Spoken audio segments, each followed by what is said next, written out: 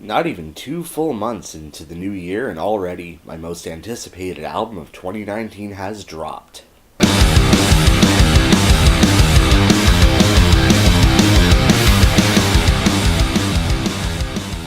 Those who know me personally know that Dream Theater is more than just a favorite band of mine. They are absolutely one of the most important forces in my entire life. I mean, I started listening to them around the 6 Degrees of Inner Turbulence era, and of course checked out all their back catalog after that, and have been just a massive fan since. In fact, this is kind of one of those cases of this band has saved my life. I mean, like so many teenagers, I had a rough time through high school. My grade 12 year was particularly difficult to get through, but the one thing that kept me going the whole time was knowing Octavarium was going to come out in a few months. So, for that reason, I tend to give Dream Theater a lot more leeway than your average reviewer does, because this band is really important to me. And because of that, I try to find the silver linings to every black cloud in their career. Such was the case for their previous record, 2016's The Astonishing, a sprawling 2.5 hour rock opera that was a bit overblown, a bit cheesy, but I did find some things about it I really liked, particularly James LeBrie's vocal performance. Hearing that Distance Over Time was going to be something of a reaction to The Astonishing, kind of getting away from the whole concept album rock opera thing that the band was going for with that record, and into something a little bit more organic and visceral, a little bit more song-oriented, I had some thoughts about that. And then when they released the first 3 singles, Untethered Angel, Paralyzed, and Fall Into the Light, those 3 singles kind of, I think, set the wrong tone for the record. Being a little bit more in the mainstream metal kind of vein than I might have expected from Dream Theater, particularly the song Paralyzed, which, to be frank, there's no reason this shouldn't be on the radio alongside groups like Five Finger Death Punch. To be honest, those first 3 singles were almost a little disappointing, but I'm so glad that I actually sat through the entire rest of the album, because this is one of those cases of don't judge a book by its cover, or don't judge an album by its initial singles.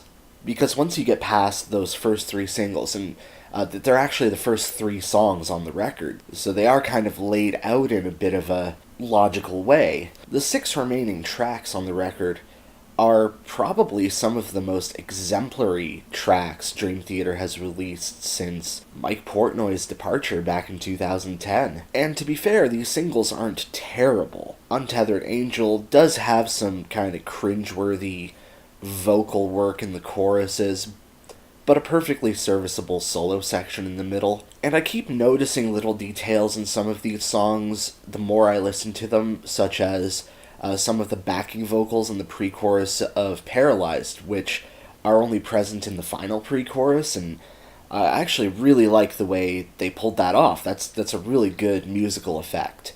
And then the sort of spaghetti western part in Fall Into the Light kind of reminds me of like old 80s Metallica. I just really love that section. Really beautiful guitar melody.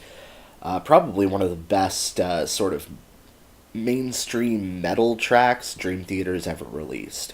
But like I said, it's after we get past the first 3 singles that the rest of the album really starts to open up and shine. The track Barstool Warrior, for instance, is that sort of classic 90s Dream Theater sound, that very sort of Rush-inspired prog rock track. Although, once you get closer to the end of the song, it actually kind of starts to sound a little like that epic, grandiose orchestral thing that they were doing with The Astonishing, but kind of reined in a little, and I really appreciate that. But that particular track, Barstool Warrior, has some really great melodies going on, some really great melodic guitar work that I think harks back to some of their early stuff, like albums like Awake and Images and Words. I'm really appreciative of that particular effect that they're going for on that Room 137 is a bit of a low-tune 7-string metal track that's kind of become a little bit standard for Dream Theater in the last few years. What I really like about this song, though, is it is actually kind of short. It's in the 4-minute range, which a few of the songs are in that sort of 4-minute range, and that's a little bit new for Dream Theater. Yet they still pack a lot of surprising stuff into that 4 minutes, like John Petrucci's just incredibly bluesy guitar solo. It's one of my favorite guitar solos on this record, because it's just so off the cuff and badass. And then there's a vocal harmony section that I really enjoy in this track, which kind of evokes like a Beatles King's X kind of vibe. Something really different from Dream Theater, and I really love that. And then we get to the last 4 tracks on the album, and I really believe that the second half, the final half of this record, is so much better than the first half. You start with the song S2N, which stands for Signal to Noise, and you can really tell that John Mayung had a heavy hand in creating this track. From just the really great bass guitar intro. This is the most prominent you've heard bass in Dream Theater in a long time. All the way to the sort of epic, atmospheric chorus that sort of rhythmically evokes like the current sort of gent movement, but is still very in the vein of Dream Theater. And then a middle section with a really cool guitar solo, and then afterwards you get this sort of start-stop riff that actually kind of reminds me of like 70s Rush. Just so great. It really just punches you in the gut, and I love it. I know I've been saying I love it this whole time, but I mean, this is some really good stuff going on this record. At Wit's End kind of brings in a little bit more of the sort of progressive side that maybe hasn't been explored as much on previous tracks, with a really kind of cool shifting arrangement, a lot of weird time signatures, bigger sort of atmospheric metal choruses, and then after the guitar keyboard solo trade-offs, we get to a bit where it's just James LaBrie singing over Jordan Rudess's piano, very pretty part, and then it kind of ends on this really big climactic guitar lead that sort of evokes to me the ending of The Ministry of Lost Souls, which is one of my favorite Dream Theater moments, and I really like that sort of soaring melody that closes at Wit's End. It's just absolutely majestic. And then we get to the last 2 songs on the album proper. Out of Reach is sort of the album's only real ballad. It kind of reminds me a bit of Wither from Black Clouds and Silver Linings. It's not the best track on the record, but there are some really beautiful moments, like John Petrucci's sort of little guitar solo, which I've been following a lot of interviews with John Petrucci in the build-up to this album, and he notes that particular guitar lick that he does sort of closer to the beginning of the song, there isn't really a guitar solo in the song, it's just kind of a lick, is the only guitar part on the album that he played in the big drum room because he needed that particular feedback, and I really like the vibe of it. It really shows what kind of attention to detail John Petrucci as a musician and as a producer was going for. So even though this isn't my favorite song on the album, I really do like that attention to detail.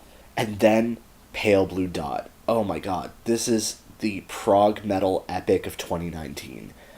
It is 8.5 minutes of just sheer prog metal mastery. You start off with this intro that's kind of Jordan Rudess doing like the big grandiose dark sci-fi chords into this pummeling guitar, bass, and drum, very stripped down track that's in a time signature even I can't figure out. I think it's 1916 or something like that. I don't know. But after this just amazing bit, we start to get into the heavy kind of side of the band, and they really pull that off quite well.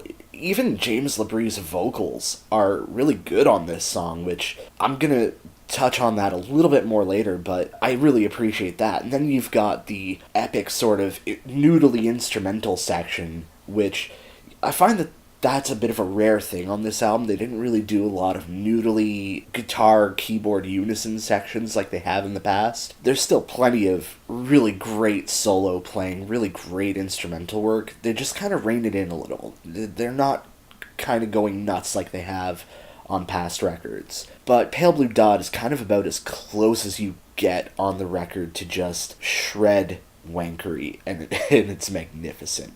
And then the album closes out on sort of that epic guitar solo that John Petrucci loves to do to close out epic songs like Octavarium. It's a ride. It's quite a ride.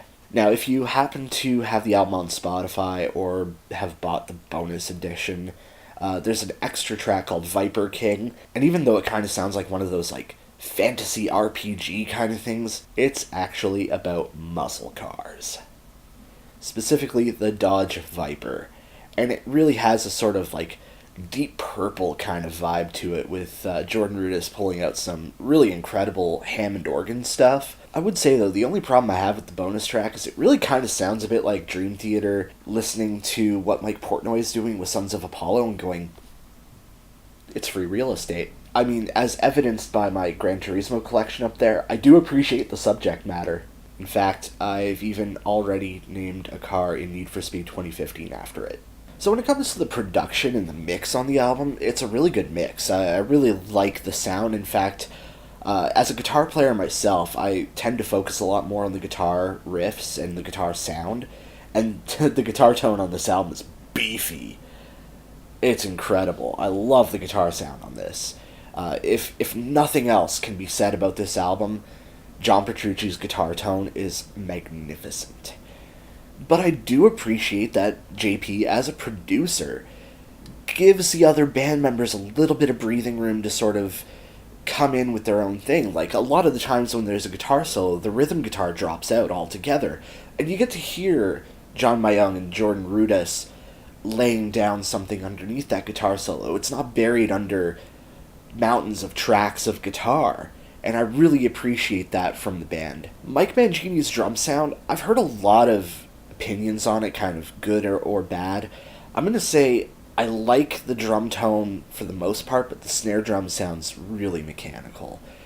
If they changed the snare drum sound but left the rest of the kit alone, this would actually be one of the best drum productions I've heard from Dream Theater since Portnoy's departure. And then there's James LaBrie. I'm going to be honest.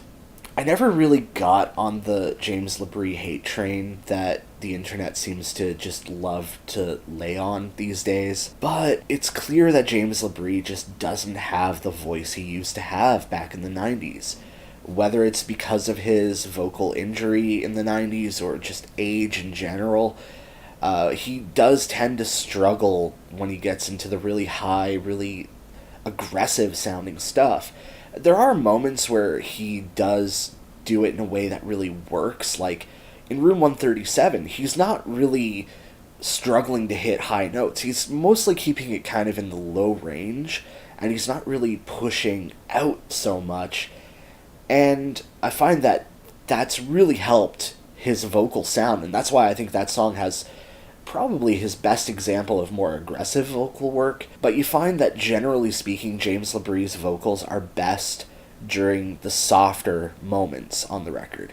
Basically, any moment where it's just him and Jordan Rudess unaccompanied, it's really great. Like, he could still do ballads like nobody's business. But some of the heavier stuff, maybe not as good. That said, I don't think his vocal performance is as bad as it was on some of their more recent albums. In fact, I actually singled out James LaBrie's vocal performances on The Astonishing as being one of the biggest redeeming qualities of that record, probably because they modeled the music a little bit more after James's voice.